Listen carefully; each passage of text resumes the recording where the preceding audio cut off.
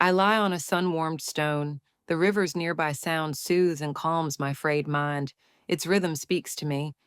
My thoughts drift, mirroring the river's gentle current. Just as I near sleep, a sudden shadow falls over me. A figure emerges from the dappled light, his presence cutting through the quiet. He moves closer, his silhouette growing larger against the sun. His presence feels heavy, demanding attention. Though I don't understand his words, his face bears intricate tattoos.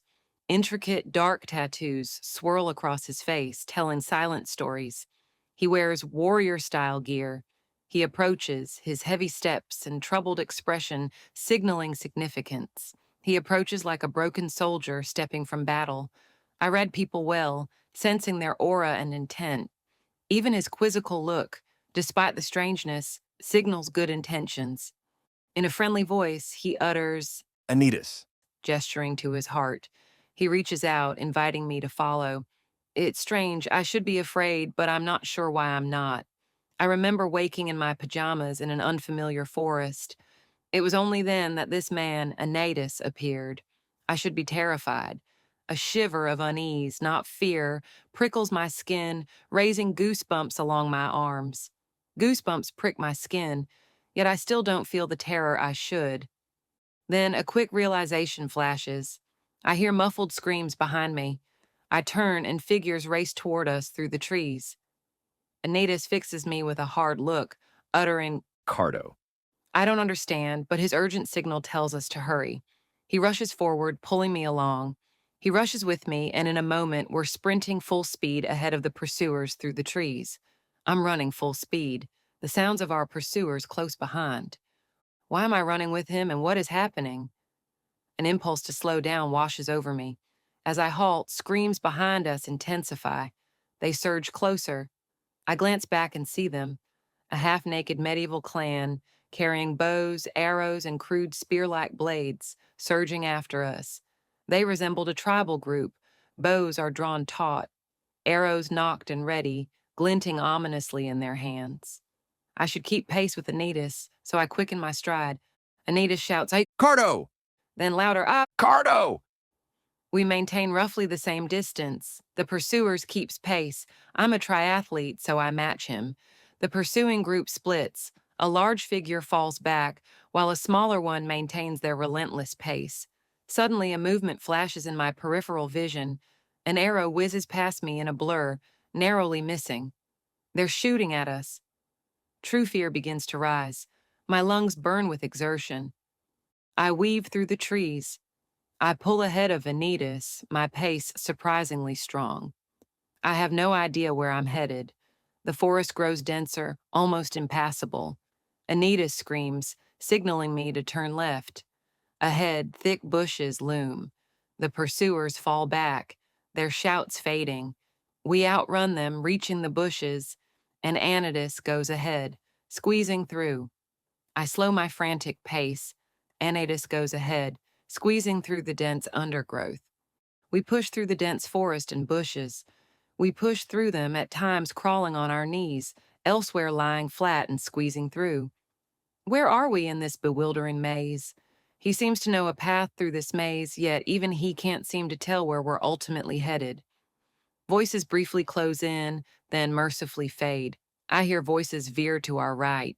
Dirt-laden branches scrape my face as I squeeze through the bushes past a barrier. We've crawled for an hour. I'm utterly exhausted. As if he can read my mind, Anetus finds a tiny clearing, a 2-meter patch of open space in the bushes, an oasis where we pause to catch our breath.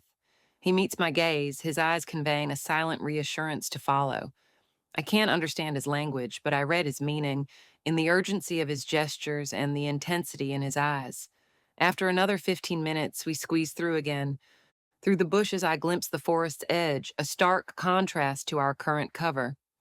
A stifling heat bears down. The ground beneath our hands grows dusty, brittle.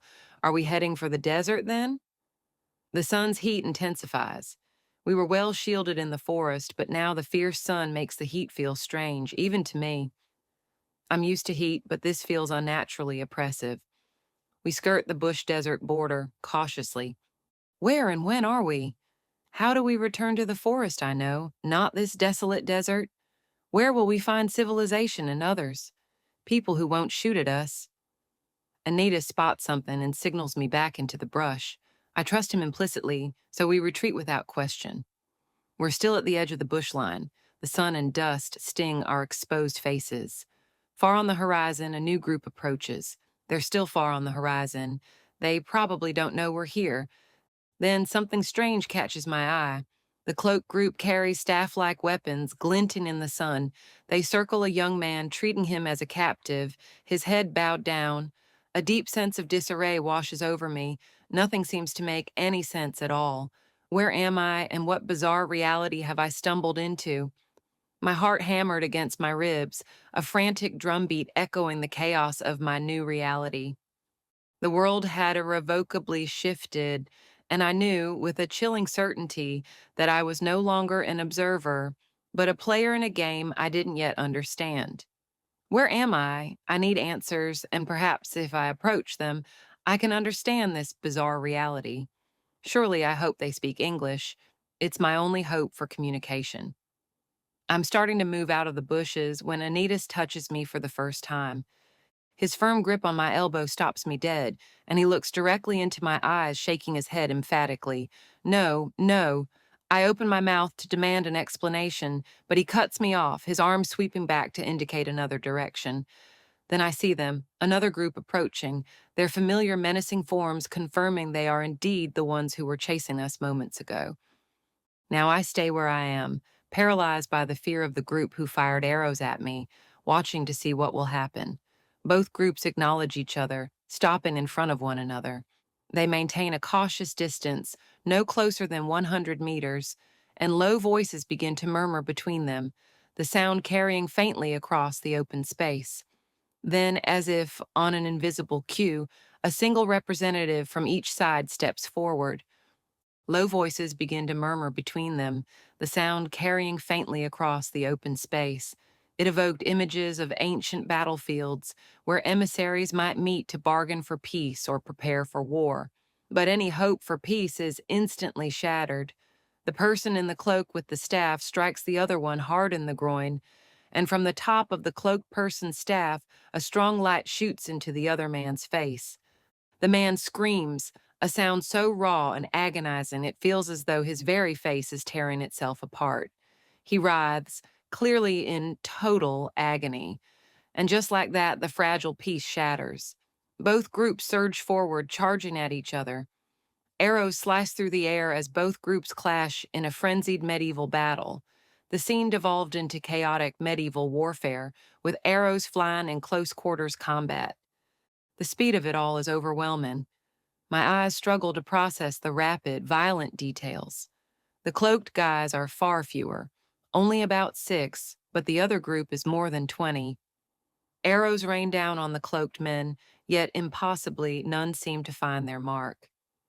My mind struggles to comprehend the bizarre events unfolding before me. The cloaked men charge quickly, so the other group's warriors armed with small knives, short swords, and forks clash violently with the cloaked men.